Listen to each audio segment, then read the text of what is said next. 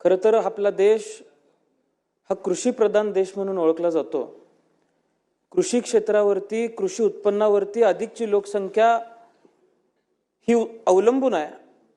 आणि या दृष्टिकोनातून ज्यावेळेस या शेतीप्रधान देशावरती अडचणी निर्माण झालेल्या आहेत, शेती संदर्भात अडचणी निर्माण झालेल्या आहेत, धोरणांच्या संदर्भात ज्यावेळेस अडचणी निर्माण झालेल्या आहेत, खरं तर अलीकडच्या काळात केंद्र शासन असेल किंवा राज्य शासन असेल, गेल्या अनेक वर्षांच्या काळामध्ये आपण यशवंतराव चव्हाण साहेब, पंजाबराव देशमुख साहेब, वसंतराव नाईक साहेब, वसंतराव दादा पाटील साहेब दादांच्या माध्यमातून शेती क्षेत्रासाठी त्या काळामध्ये झालेलं काम बघितलं तर त्या काळामध्ये त्या काळाला पुरतील अशी धोरणं त्यांनी आखण्याचं काम केलं।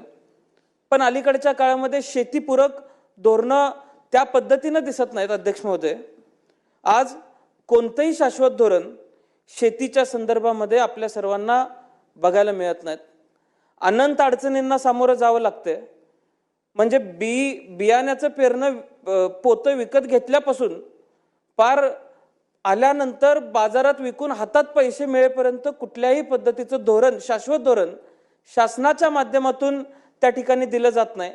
आणि त्यामुळे शेती करायची का नाही, आज हा बहुसंख्य महाराष्ट्रासमोर प्रश्न निर्माण झालेला आहे, बहुसंख्य लोकसंख्येसमोर प्रश्न निर्माण झालेला आहे। खरं तर आपण बघतोय आज गावगाड्यामध्ये एखाद्या ठिकाणी बसलं तर लोक सहज बोलतात की शेतकऱ्याला अलीकडच्या काळामध्ये लग्न सुद्धा होत नाहीत शेतकऱ्याची। शेतकरी तरुण पोरांना स्वतः शेतकरी आहे सांगायला लाज वाटायला लागलेली आहे।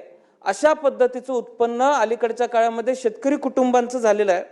त्यामुळं यशवंत मनोहर साहेब हे त्यांच्या भाषणामध्ये नेहमी सांगायचे की कालचा पाऊस आमच्या गावात आलाच नाही, सदरहू पीक आम्ही आसवांवरती घेतलेलं आहे, असं ते नेहमी त्यांच्या भाषणामध्ये सांगायचे। यामधून शेतकऱ्याची जी दयनीय परिस्थिती आहे, शेतकऱ्याचे अश्रू हे वृक्षवेलीच्या मुळापर्यंत जाऊन त्या ठिकाणी मुळापर्यंत जातात आणि मग आम्ही पीक घेतोय, ही भावना त्यांनी त्यांच्या भाषणामधून व्यक्त केलेली आहे।